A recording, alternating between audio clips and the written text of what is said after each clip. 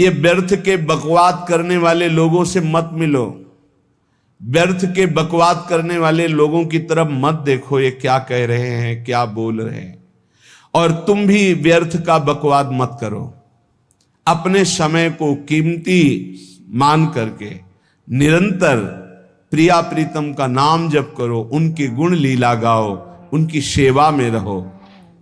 कभी प्रपंच की बातें, कभी प्रतिष्ठा का चिंतन, कभी नाना प्रकार के मान सम्मान का चिंतन, ये घुसने ना पावे हृदय में। बहुत सावधान रहना चाहिए साधक को।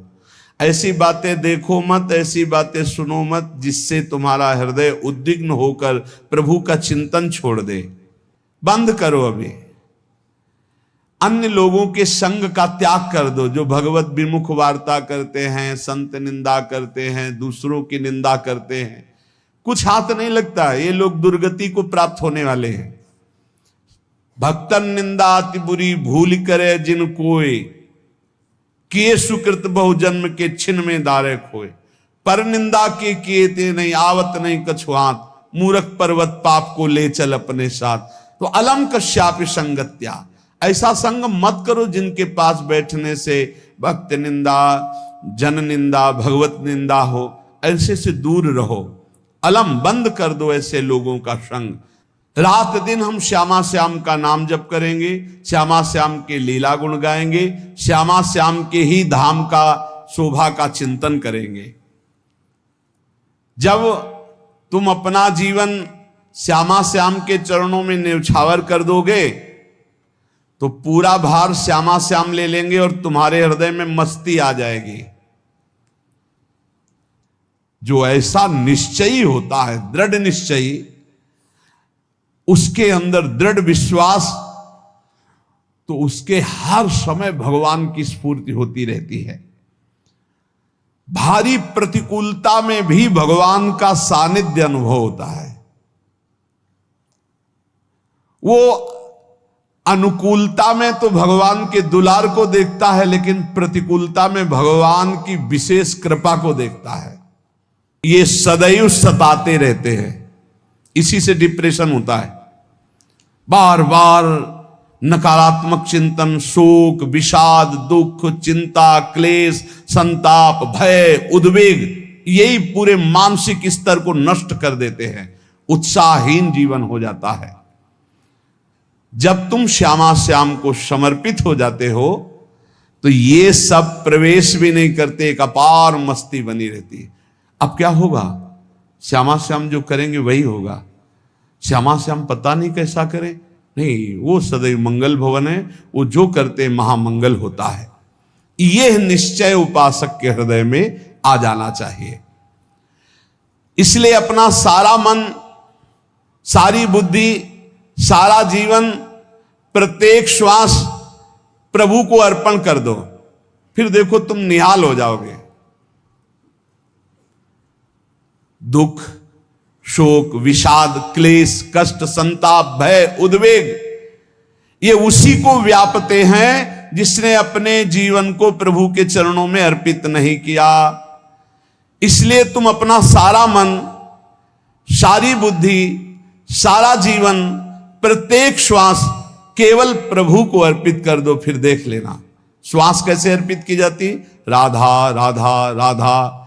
बुद्धि कैसे अर्पित की जाती, एकमात्र निश्चय कि भगवत सुख ही सुख है। ये जागतिक सुख सुख नहीं, ये दुख है, ये ऐसा दलदल है जिससे आज तक कोई नहीं निकल पाया।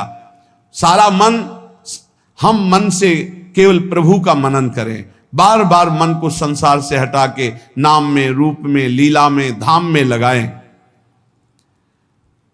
बहुत प्रसन्नता हो जाती है उस उपासक के हृदय में जो अपना मन बुद्धि प्रभु के चरणों में अर्पित कर देता। भगवान ने तो इसको बहुत उत्तम स्थिति बताया है कि मेरे से कभी वो अलग हो ही नहीं सकता यदि मन बुद्धि अर्पित कर दिया।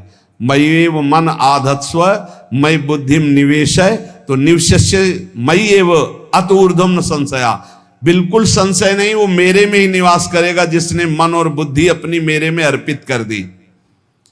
बहुत प्रसन्नता रहेगी उस उपासक के जीवन में जो अपने आप को मन बुद्धि सहित प्रभु के चरणों में समर्पित कर दिया है।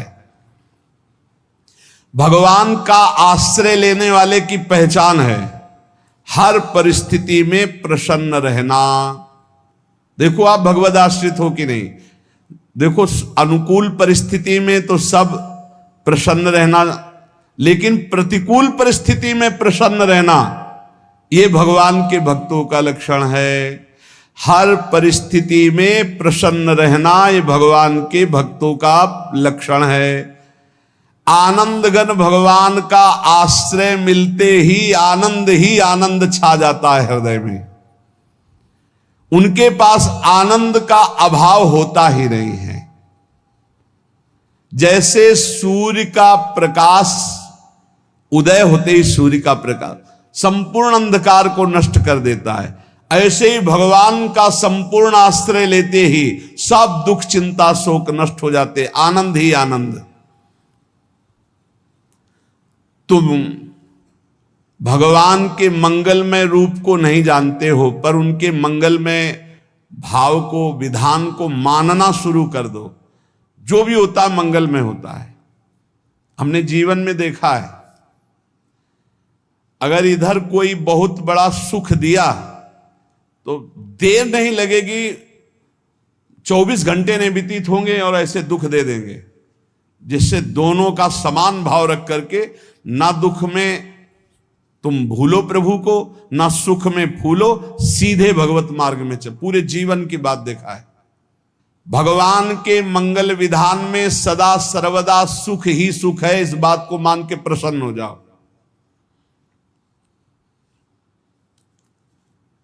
जब भगवान का भजन करने वाले की तन्मयता बढ़ती है, हो जाते हैं। भक्त कभी किसी से द्वेष नहीं करता, अपने आप वो द्रोह करने लगते। तो नरसिंह मेहता जी से बहुत गांव के कई लोग थे जो जलते थे, ऐसे जलते थे कि अब क्या करें, कैसे मिटा दे नरसिंह मेहता जी को।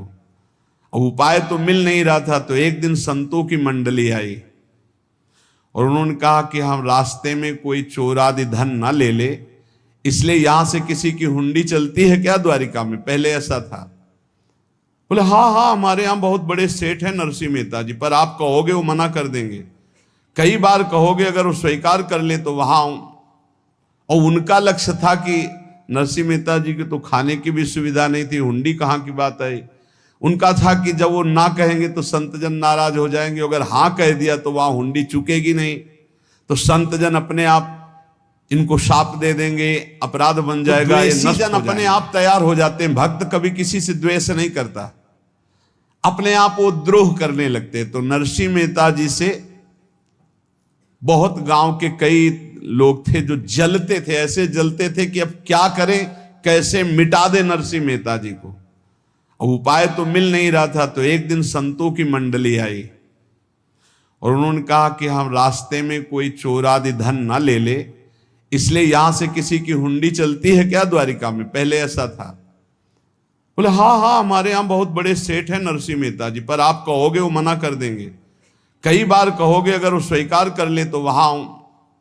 और उनका लक्ष्य था कि नरसिंह मेहता जी की तो खाने की भी सुविधा नहीं थी, हुंडी कहाँ की बात आई। उनका था कि जब वो ना कहेंगे तो संतजन नाराज हो जाएंगे, अगर हाँ कह दिया तो वहां हुंडी चुकेगी नहीं, तो संतजन अपने आप इनको शाप दे देंगे, अपराध बन जाएगा, ये नष्ट हो जाएंगे। संतों को भेजा नरसिंह मेहता जी ने, सबकी दंडवत की, चरण पखाड़े। तो उनका ये इतना रुपया है, द्वारिका में साधु सेवा हम करेंगे, वहां तुम्हारी हुंडी चलती है तो आप अरे उनका आप कहाँ भूल रहे हो, यहाँ खाने की भी व्यवस्था। बोले हमें सब पहले से बता दिया गया कि आप मना करोगे, बार बार मना मत करो, हमें पता है। तो उन्होंने ठाकुर जी की तरफ देखा, बोले क्या लीला है प्रभु, संतों से हम क्या कहें, ये ले रुपए।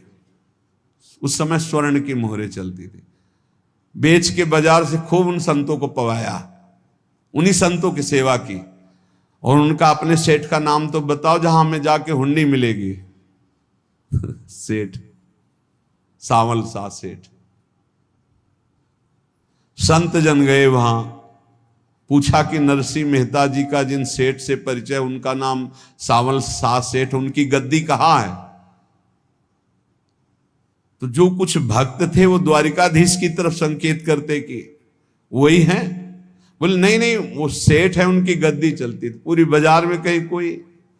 अब संत जन एकांत में होकर के बहुत विचलित हुए, क्या हमारे साथ धोखा हुआ? नरसिंह मेहता जैसा संत क्या धोखेबाज हो सकता है? देखो, संशय तो बहुत विचित्र होता है, बड़े बड़ों को संशय हो जाता है। जब भगवती सती जी को संशय हो गया, राम जी को, हे खग हे मृग हे मधुकर श्रेणी, ऐसा पूछते हुए कि सच्चिदानंद कैसे हो सकते, तो किसी को हो सकता है, क्योंकि वो बुद्धि की अधिष्ठात्री देवी है। जो ही उनके मन में ऐसा आया कि क्या हमारे साथ धोखा हो रहा है, इतने में ही देखा जय हो सावल शाह सेठ की। होगा सावल शाह सेठ, तो देखा बढ़िया मुनीम जी उनके साथ, और सेठ बस्ता लिए हुए मुनीम जी, सरकार इधर से चलो।